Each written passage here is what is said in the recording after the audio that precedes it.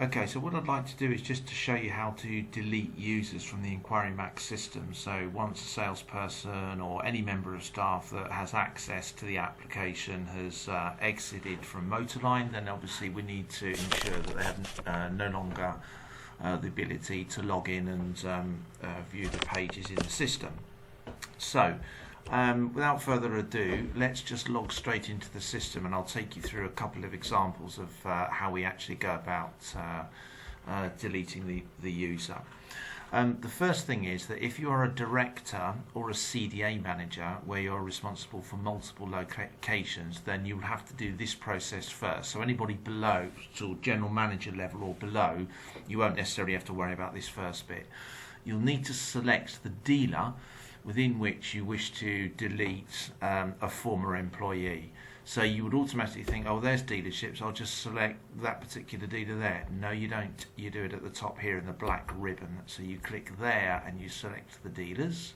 So I'm now going to go down to one of my dealerships, and I'm going to delete somebody who's now left the business. So I'm now logging in. I'm now going to go to the tools function just here at the top, which you should be able to see. So I'll give the tools a click. You then need to go to the left hand side and click manage users. Once we click manage users, it's really straightforward. The very first thing that we want to do, although really above anything else, is just to disable the applicant. So you just go back for a second. Let's take, for example, Jason here.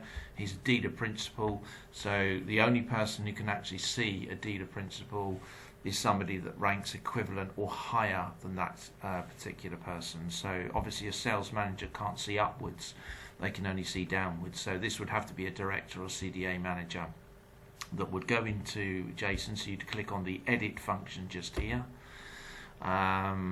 And the very first thing to do once they've left the building is to make sure that they are disabled. Okay, so we just click that little disabled button there. We then roll to the top, and sometimes this gets hidden, and it says by disabling this user, all of the unactioned leads will get sent back to the daily log. So we're obviously happy that that's going to be the case, and we click confirm. Now many people go back to these menus after we've done that and think that it's been disabled, when in fact it has not. You have to click the save at the bottom. Once you click the save at the bottom, then you will see that Jason just here is now no longer active. So if we now want to delete this chap, all we have to do, we could have done this straight away, is just to hit that delete button, and hopefully it should allow us to delete him. So we sure want to delete him. Yes, we do. We click yes, and he's gone from the system. Okay, so that's quite a straightforward method of deletion. There was no sort of difficulty along the way. However, sometimes there can be when you're deleting salespeople or sales managers or transaction managers. So let's take, for example, this sales executive here, Ian. We want to delete this guy. So the first thing is let's just try and delete him straight away, and we'll see what it comes up with. It says you can delete the user only after transferring all of the customers associated with that particular person. So in effect we can't delete them. So the best thing to do is you leave them on yes status, because we actually have to move or transfer the customers that are associated with that sales executive onto another salesperson. If you disable that salesperson now by changing him to no status in the edit field, then when you go to do the transfer, you won't be able to find the executive listed in the drop downs to do the customer transfers. So you'll see what I mean when we do that. So we've actually got to do some work right now on removing that the customers from that particular sales exec. So it's quite straightforward. We want to remove inquiries and customers from Ian. So we go to customers, not inquiries, up here at the top. We click on customers, and it brings us up this little dialog box or drop down field. So the first thing we're going to do is go to the salesperson. So in the salesperson function, we can see all of the salespeople associated with this particular dealership.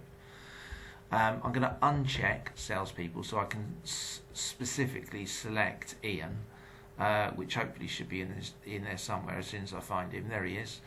Now, I've selected Ian, but if we had left that particular user inactive, so we disabled him, they won't appear in this drop down, so you can't do the change. That's why I didn't actually disable him straight away.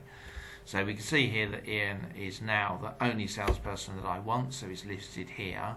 Now it's tempting to go into these unique fields and select all of their customers, or perhaps even go over to enquiries and select these.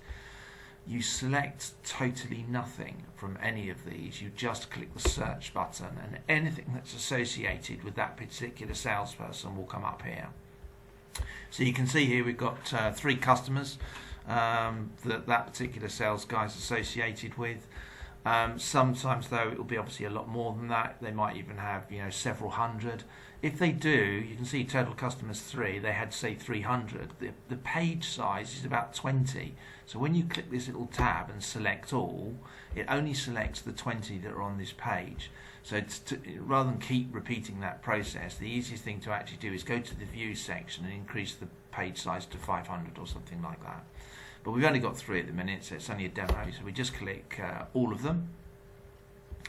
And now what we're going to do is go to customer activities, and we are going to transfer those customers. And it says, who do you want to transfer them to? So I think what I'll do is I'll transfer them to training executive 1. It's another dummy exec. We're now going to confirm that. And you can see they're all gone. So Ian should be in a position to be deleted from the system. So we're now going to go back to tools. We go back to manage users. And we can see Ian there. Okay, so I'm just going to go and delete that guy right away. So click the dustbin, and it will say, are you sure you want to delete everybody? Delete this chaperoon? Yes, indeed I do. User was successfully deleted. And that is basically how you do it. But it's really, really important that we delete these users immediately or as soon as possible from them leaving the business. If we can't delete them straight away, then at least disable them in this section here. Okay, that's about it, and thanks very much for listening.